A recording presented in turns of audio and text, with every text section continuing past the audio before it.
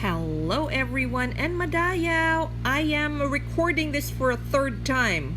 I don't know why TikTok just deletes my video. I don't know. Somebody hates Bible content. But I really want to finish this because next week it's going to be Pesach and I want to cover Exodus for Pesach. Anyways, so remember Joseph? He's still in prison. Anyways, 2 full years has passed and then Pharaoh had a dream. So can you imagine? By the way, by the time he got out of prison, he's already 30. So between being in service of Potiphar and jail, that's a lot of years. Anyways, so he's 30 years old by the time this happens, because once this happens, he will be something else. So, okay. Pharaoh has a dream. He was standing in the Nile when there's 7 sleek fat cows that were grazing among the reeds, and then after them 7 ugly and gaunt cows came up beside them and ate them. And Pharaoh woke up, and the dream kind of disturbs him. You get some of those dreams? You get this very disconcerted. Anyways, he slept again and had a second dream. 7 heads of grain, all healthy and good, were growing in a single stalk. Then after them 7 other heads of grain sprouted, thin and scorched by the east wind, and thin heads of grain swallowed up the 7 healthy grain, and Pharaoh woke up. It's a dream, but he was so troubled that he sent for his magician and wise men. Now, you're going to encounter the scene again. Exactly the same scene, different dream, different characters. But the scene is exactly like this, with the book of Daniel between Nebuchadnezzar and Daniel. Nebuchadnezzar will have a disturbing dream that he cannot interpret. He calls his wise men, he calls for a dream interpreter, he calls for a magician. Nobody can interpret the dream until Daniel said, I'll try to interpret it. I'm not the one interpreting it. God is. Same thing with what Joseph is saying.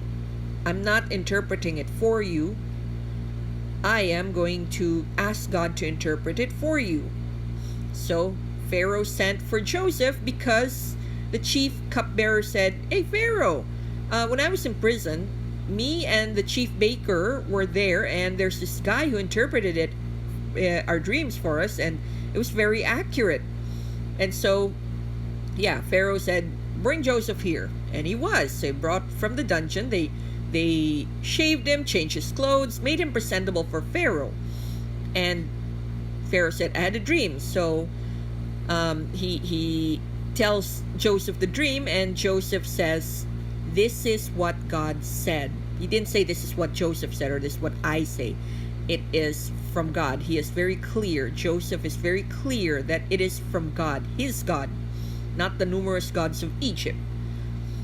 The dreams of Pharaoh are one and the same. God has revealed to Pharaoh what he is about to do. 7 good cows are 7 years, and the 7 good heads of grains are 7 years. They are the same dream. 7 lean, ugly cows came up afterwards, are the 7 years of famine, and the 7 worthless heads of grain, the same. They are 7 years of famine. So the moment the Bible repeats stuff, not just themes, but repeat things, like here, the dream is emphasized twice, the cow and the sheaves of what's this grain. That's the same dream, but given to Pharaoh in 2 different forms. And in the same way the Bible says it here, he repeats it for Joseph, and Joseph repeats it back. It means it's emphasized. It means it has a very heavy significance. So when the Bible does something like this, you gotta really, really pay attention, because when you study Hebrew, when words are repeated, example, shalom, shalom, it doesn't mean peace, peace. It means very peaceful. It's kind of similar to the Tagalog language, where when we repeat words, it means it's an emphasis of. So, example, maganda. Maganda means beautiful, pretty, beautiful. But when you say magandang maganda, it means very beautiful. So when some things are repeated twice or three times, it means very, very, very of that word. So here, when the dream is given twice and repeated three times in the same verse, it's an emphasis. It's trying to tell you something.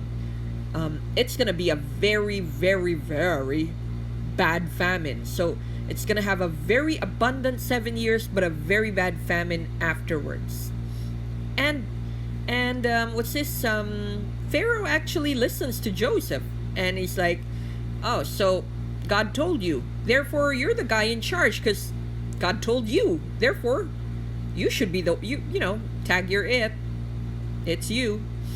So anyway, so actually, I think Pharaoh saw something in Joseph, because Joseph can do numbers, tally stuff, write things. That is what he did for Potiphar, actually, and he has very good management skills. I think Pharaoh saw that, and I don't know, maybe Potiphar vouched for him or something, because Potiphar could easily kill him, but he didn't. He put him in prison, but even in prison, he gave Joseph a role there. In other words, he has management skills. He's got skills that Potiphar saw that he doesn't want wasted. At the same time, Pharaoh might have seen whatever skills he had. Anyway, so Pharaoh made him in charge. He's just second to Pharaoh. In other words, he's even greater than Potiphar. Anyway, so Pharaoh gave him the daughter of this priest. So Asenath is the daughter of Potiphera, priest of On. When they give daughters of priests, daughters of the royal household, that is a big honor. In other words, they don't consider Joseph a gutter sniper, poor person. They considered him an equal. So yeah, Joseph's 30 years old when he entered the service of Pharaoh, king of Egypt. And while in that time, by the way, he had two kids, Ephraim and Manasseh, which will have a bearing later, especially when we are dealing with the 12 tribes of Israel. Okay, so that was just before the famine, and then the famine came. So first the abundance. By the way, when you are dealing with this, it's a massive project. Pharaoh had to trust this guy, because he has to make warehouses from north, south, east, west. Make sure they're abundant farmlands, dry, and store those properly so that they don't mold. Not just grains, you also need herbs, beef jerky. There's already pickling at this time, so also wine and beef jerky and all that. So you need food enough to eat, because your 7 years would be really abundant, as in it's been emphasized, abundance, abundance, abundance, abundance. In other words, it's really abundant. God really blessed Egypt, because after the 7 years, it's going to be very, very bad, because it's not just the whole country, it was also everywhere. See? And all the world came to Egypt to buy grain from Joseph, because the famine was so severe everywhere. Joseph was in charge. He had to make sure that he can still sell to his allies, or Egypt's allies, but at the same time, he has to make sure that the people of Egypt is fed. So it's a very big undertaking. So Pharaoh had to trust him completely, and Joseph had to deliver. And deliver he did. And so we will take up the next verse, or the next chapter, in the next video. So thank you everybody for listening to this. Shabbat Shalom everybody, and Madayaw.